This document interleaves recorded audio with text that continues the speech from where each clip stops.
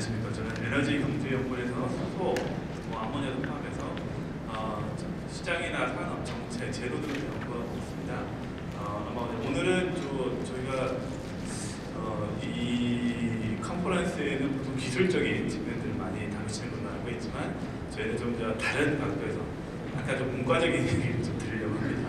좀 이렇게 설명을 좀 드리도록 하겠습니다. 사실은 수소는 그 자체로서보다는 에너지 캐리어로서의 역할이 더 많이 강조되고 있고요. 특히 이제 재생에너지라든가 친환경 에너지들을 담아서 이송할 수 있는 수단으로서 많은 관심을 갖고 있습니다. 그리고 또한 교역의 이익이라는 것도 이제 좀 고려해 볼 필요가 있는데요. 사실 작업자를 하는 것보다 전 세계가 교역을 하게 되면 생산량이라든가 단가가 많이 떨어질 수가 있습니다. 그래서 이제 전 세계가 이제 교역을 하는 게 상당히 좋지 않느냐. 그래서 앞으로 이제 이쪽으로 이제 많이 가려고 하고 있고, 전 세계적으로 지금 이제 수소에 대한 청정수소, 특히 청정수소에 대한 생산 프로젝트들이 전 세계적으로 많은 곳에서 지금 일어나고 있습니다. 그리고 각 정부에서도 지원 정책을 하고 있는데요. 그런 프로젝트 중에 대부분이 이제 수출 프로젝트들이 꽤 많습니다. 물론 이 수출 프로젝트들은 단순히 그냥 수출을 하겠다는 의지만뿐만 아니라 어디로 갈지 데스티네이션이 다 정해져 있는 프로젝트가 많고요. 특히 아마 대표적으로 호주가 대표적인 것 같습니다. 주로 이제 아시아라든가 유럽권으로 지금 수출을 목적으로 수출 프로젝트를 많이 진행하고 있고, 그 밖에도 중남미라든가 북미, 아프리카, 유럽 등에서도 좀 많이 하고 있습니다. 그래서 이런 프로젝트를 잘 분석해 보면 앞으로의 수소의 교역이 어떤 구조가 될 것인지 좀 파악할 수 있을 것 같습니다. 주로 이제 많은 국가들이 수출을 하고 있습니다. 앞서 말씀드린 호주라든가 중남미라든가 많은 국가들이 수출을 하고 있는데, 아쉽게도 수입하는 국가는 그렇게 많지는 않습니다. 대표적으로는 아마 아시아에서는 한국과 일본, 유럽도 뭐 수입을 한다고 하지만 그 중심은 아마 독일 정도가 수입국이 될 것 같고요. 그래서 이제 이 시장은 앞으로 이제 원래의 원칙적으로 한다면 이제 공급자보다는 수요자가 중심이 되는 수요자 주도적인 마켓이 돼야 될 것 같습니다. 근데 아쉽게도 아직까지는 수요자보다는 공급자 중심의 마켓인 것 같고요. 사실 이제 수출을 하려면 그냥 에너지는 그냥 수출할 수 없고 뭔가를 이제 이송할 수 있는 수단이 필요합니다.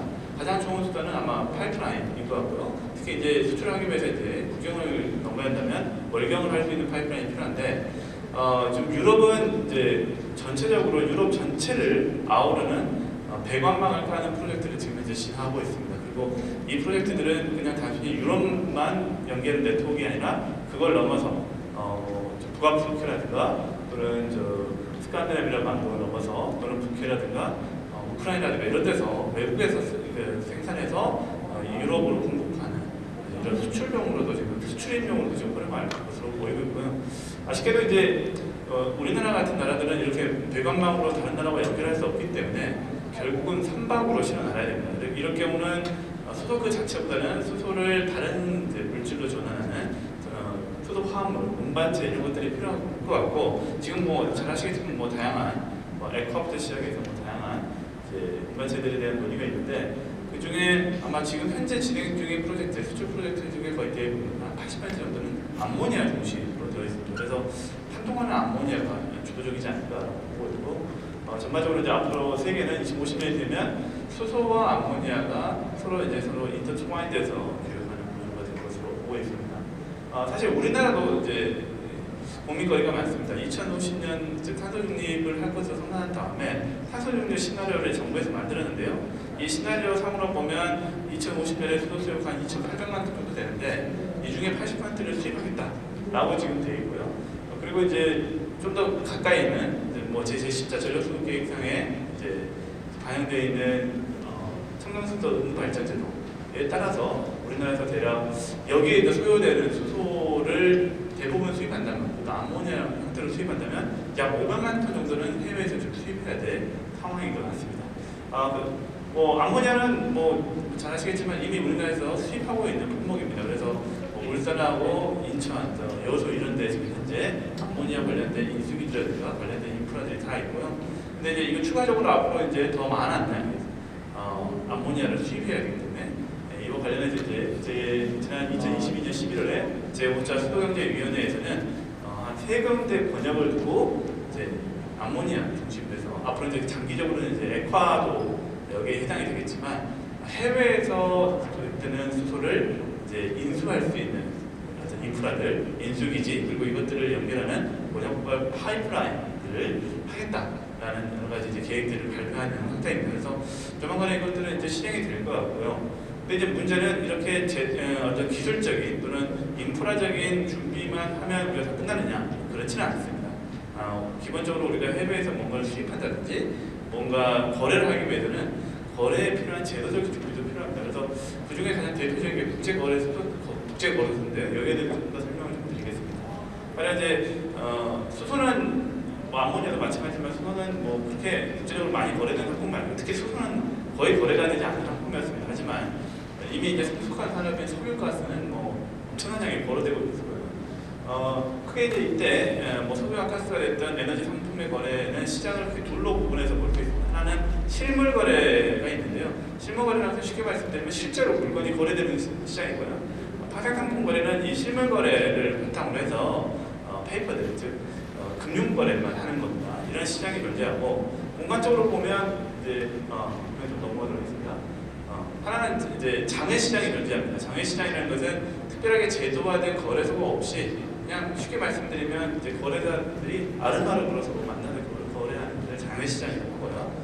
여기서 더 나가서 이제 거래소라는 제도를 만들면, 특히 파생 상품을 거래하는 거래소까지 만들면 최종적으로 이제 에너지 상품을 거래하는 국제 거래소가 되게 되는데, 대표적으로는 이제 석유 같은 게 가장 대표적으로 있습니다. 이런 장내 거래소가 왜 필요하게 되냐?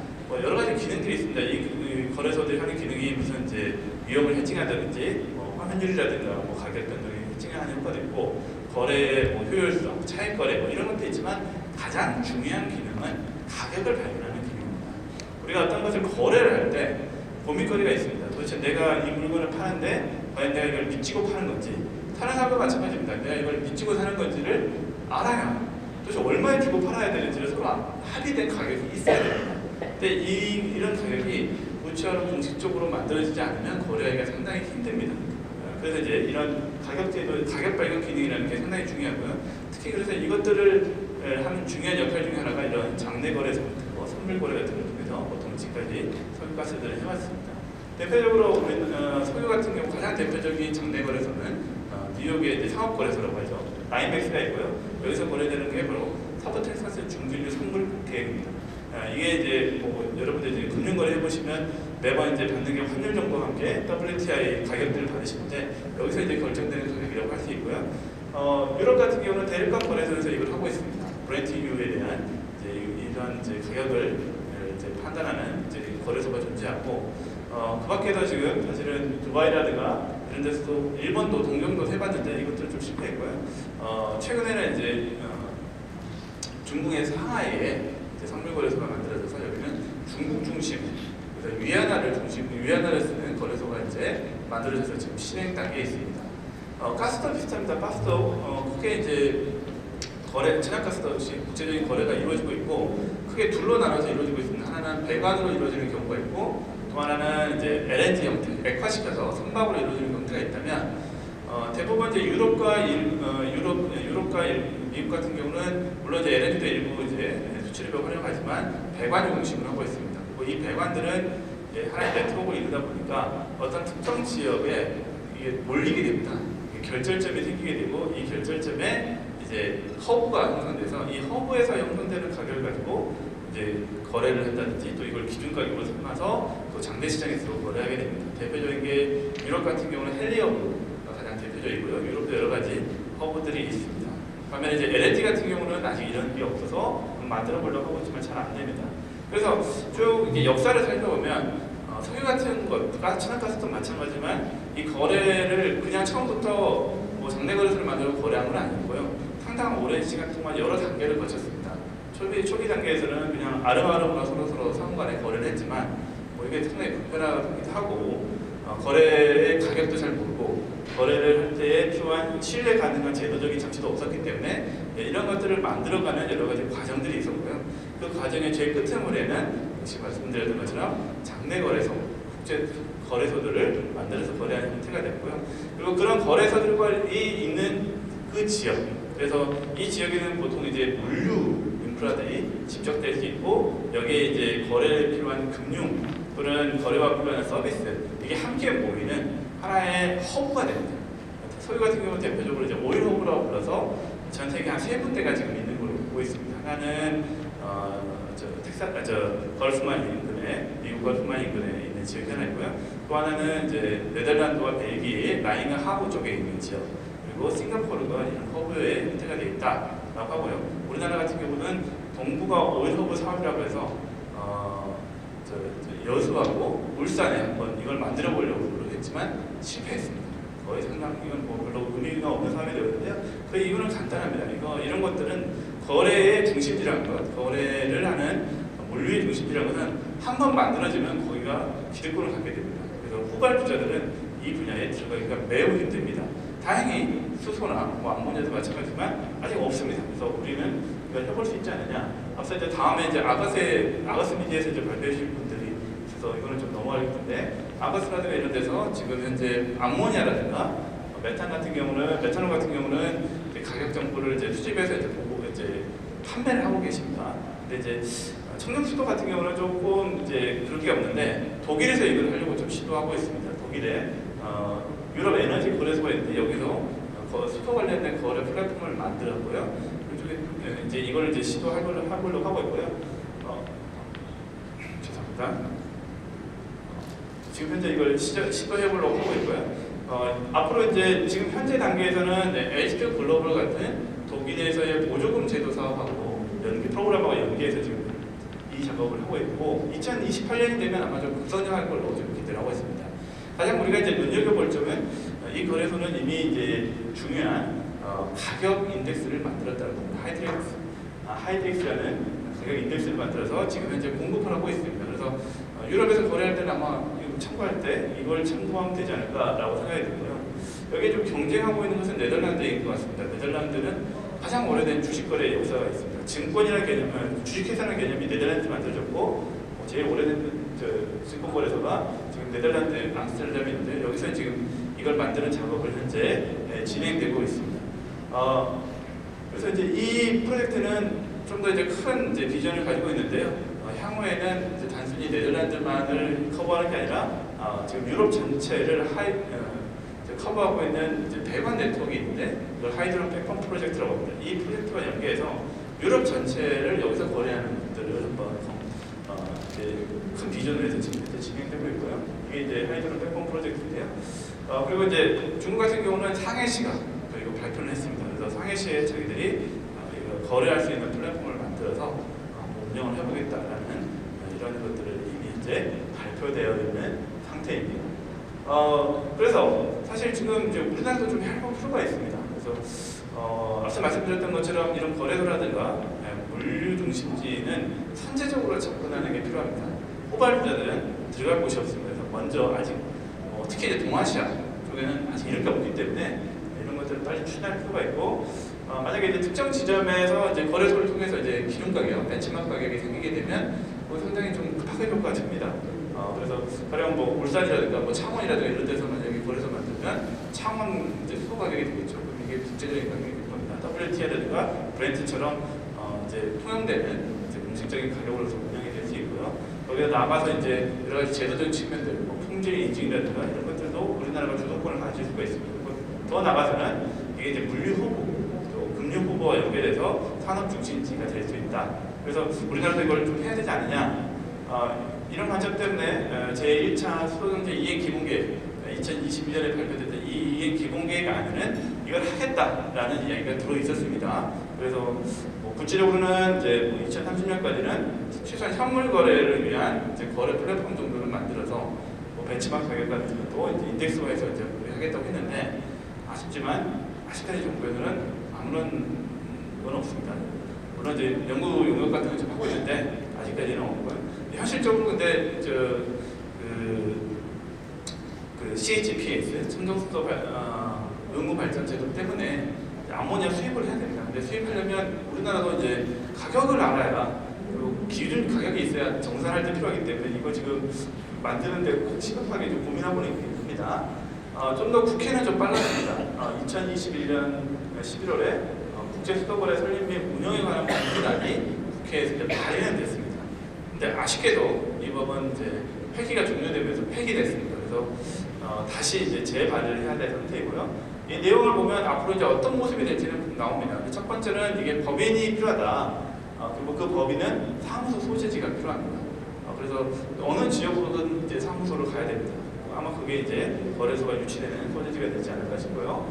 이 거래소는 이제 국제 수소 시장을 개선하는 걸로 되어 있고, 이제 운영은 아마 회비라든가 수수료로 받고 할 건데, 가장 큰 논란거리는 정부에서 전에 출자를 좀 해달라고 좀 보고해놨는데, 우리나라 기재부에서는 조금 거부하는 입장을 보였습니다. 그래서 이 문제를 풀면 아마 이게 빠른 속도로 진행되지 않을까 싶습니다. 마지막으로 이제 어디에 가야 되느냐, 이 관련해서는 좀 더 고민해봐야 될 거는 도대체 이 거래소는 누가 하느냐, 누가 활용하느냐를 볼 필요가 있습니다. 보통 거래소는 트레이더들입니다. 작게는, 크게는 대형 트레이딩 컴퍼니들이 있습니다. 대표적으로 글렌코라든가 비톨 이런 것들은 전 세계 네트워크를 가지고 석유뿐만 아니라 온갖 종류의 상품들을 거래하는 이런 큰 네트워크를 가진 대형 기업도 있고요. 또 소규모로는 그냥 개인 사업자들도 있습니다. 어쨌든 이런 다양한 트레이더들이 모을 수 있는 것이 사실은 가장 거래소가 굉장히 체력지고요. 근데 이런 체력지는 단지 이제 가장 먼저는 이제 물류 인프라는 있어야 됩니다. 집중할 때 항만이라든가 배관이라든가 탱크 시설 같은 게 있어야 되고, 여기에 추가적으로 금융이라든가 서비스 또는 이제 언어적인 문제들, 이런 문제들이 해결되는 것이라고 할 수 있고, 그래서 국제 비즈니스 센터 같은 데가 있는 곳이면 좋을 것 같은데, 이런 곳에 아마 비즈를 좀 해야 될 것 같습니다. 네, 이걸 보고 발표를 마치도록 하겠습니다. 네, 감사합니다. 네, 감사합니다. 박사님. 네. 질문이나 코멘트 있습니까? 네, 마이크 좀 전달 부탁드립니다.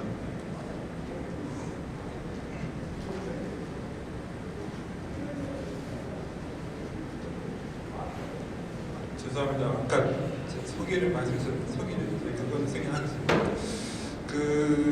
지금 수소하고 암모니아 거래에 관해서요, 여러 가지로 지금 저희들도 지금 논의를 하고 있습니다만, 아주 좋은 그 발표 감사합니다. 제가 딱 한 가지만 좀 질문 좀 드리겠습니다. 보통 거래소라든지 할 때 파이낸스 론이라든지 여러 가지 있는데, 제가 알기로는 이것이 지금 수소는 냄새가 지금 없고요, 그다음 암모니아는 유독가스이기 때문에 당연히 거래에 있어서의 그 계약서에 그 보안 문제라든지 이런 그 모양이 있을 텐데요. 혹시 지금 말씀하신 그 분이 거기에 대해서 보안이라든지 그 계약사인 꼭 안에 아마 집어넣어야 될 텐데, 혹시 그런 거에 대해서 지금 확실하게 논의하는 거 있는지. 제가 알기로는 아무리 봐도 그 수준이라든지 기준이 좀 없거든요. 그거 아마 지금 여러 나라에서 지금 설치하고 있는 것 같은데, 거기에 대해서 좀 그 의견을 좀 주시면 감사하겠습니다. 네, 아주 좋은 질문 감사합니다. 네, 말씀하셨던 그런 모든 내용은 사실은 이제 제도화된, 규격화된 계약서상에 다 들어가야 됩니다. 근데 아직은 이제 그런 것들이, 적어도 우리나라에서는 아직 없고요. 우리나라는 아직 이제 도입을 이제 하려고 하는 차원이기 때문에 아직 없고, 독일이라든가 이런 네덜란드 이런 데서 하는 작업 중에 하나가 바로 그런 부분입니다. 거래 플랫폼이라는 게 단순히 이제 거래를 하는 것들을 중개해주는 어떤 전산 시스템뿐만 아니라 계약을 맺을 때 표준적인 계약서가 어떤 것이 돼야 되는지를 만드는 작업입니다. 가령 수소의 품질을 어떻게 해야 될지, 또 암모니아도 마찬가지겠죠. 또 그런 독성이라든가 이런 문제들, 또는 보험적인 요소들, 위험에 대한 요소도 아마 계약서에 다 포함이 돼야 되고, 지금 현재 독일이나 이런 데는 그 작업을 좀 하고 있는 걸로 알고 있습니다. 만약 우리나라도 만약 이걸 하려면 말씀하셨던 그런 내용들을 포함한 표준적인 계약서를 만드는 작업을 구체화해서 해야 될 필요가 있다고 생각이 됩니다. 아마 그런 때 아마 여러분들의 의견을 아마 다시 모으지 않을까 그렇게 생각하고 있습니다. 네, 감사합니다. 또 다른 질문 있습니까? 네.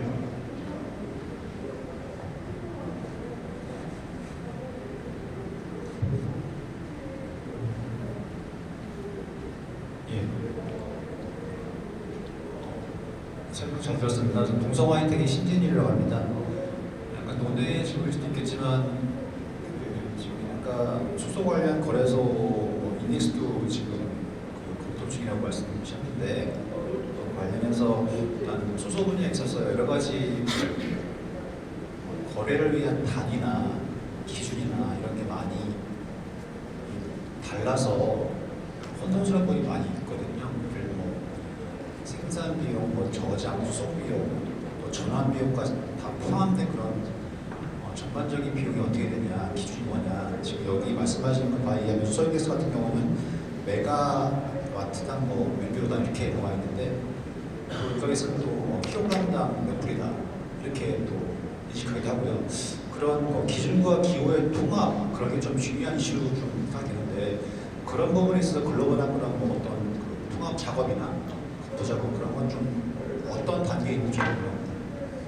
네, 매우 중요한 질문 해주셨습니다. 저 IPH라는 이제 수소 관련해서도 이제 중요한 국제 기구가 사실은 있긴 합니다. 이제 그런 논의들을 이제 매년 정부에서 이제 대표단들 하게 돼서 하고 있는데요. 아직까지 구체적으로 단위 통합이나 이런 이야기가 지금 없는 것은 각국이 자기들이 필요한 단위를 쓰고 있습니다. 앞서 이제 설명해드렸던 것처럼 또 말씀을 지적해주셨던 것처럼 독일은 주로 이제 전력 양 단위로 이제 모든 에너지를 함께 전력량 단위로 환산해서 수소 대부분 이제 기가와트, 뭐 테라와트 이렇게 지금 표현을 많이 하고 있습니다. 테라와트 아워라도 기가와트 그게 이제 독일이나 이런 나라들은 이제 주로 이제 그걸 선호하는 것 같고요. 우리는 일본이나 뭐 이런 대부분은 이제 무게로 어떻게 액화를 시킨다는 개념 하에서 무게로 많이 하고 있는 것 같습니다. 근데 이거는 이제 통합은 뭐 그렇게 쉽지는 않을 것 같습니다. 왜냐하면 단위라는 거는 각 국가가 사용하고 있는 관습적인 또 문제들이 있기 때문에 그걸 완벽하게 통합하기는 쉽지 않을까. 뭐 가령 미터법 같은 경우도 지금 뭐 전 세계가 다 미터법을 사용하고 있지만 영미권에서는 또 사용 안 하고 자기들 마음대로 사용하고 있는 것처럼 단위를 100% 통합하기는 좀 쉽지는 않은 것 같습니다. 근데 이제 최소한 이제 우리나라는 만약 우리나라가 이제 거래소를 만들고 운영을 하게 된다면 우리나라 중심으로 해야겠죠. 최소한 동아시아 중심으로 해서 우리나라한테 필요한 단위를 강화할 수는 있을 것 같습니다. 그래서 지금 앞서 설명드렸던 것처럼 만약에 이제 이렇게 이제 국제 거래가 이루어진다면 우리와 일본 같은 경우는 사실은 공급자로서 수요자로서 상당히 이제 우위적인 위치에 있을 수 있고요. 그렇게 되면 저희가 필요한 뭐 단위 같은 것들을 공급하는 측에 강요할 수 있는 이제 바게닝 파워를 저희가 가지고 있지 않을까 싶습니다. 그래서 저는 이제 일본이나 우리나라하고 협의해서 같이 통합해 나가는 작업이 꼭 필요하지 않을까 생각합니다. 네, 감사합니다. 사실 저희들은 공학과 기술을 주로 다루는 세션에서 이렇게 경제와 또 인문학 관점에서 발표를 해서 감사드리고 사실 저희들 저도 뭐 공학을 하지만은 사실 그런 시간이 좀 많이 필요한 것 같습니다. 뭐 시간이 좀 짧아서 아쉽지만은 큰 박수로 우리 김 박사님께 감사의 마음을 좀 대신 표하도록 하겠습니다. 감사합니다.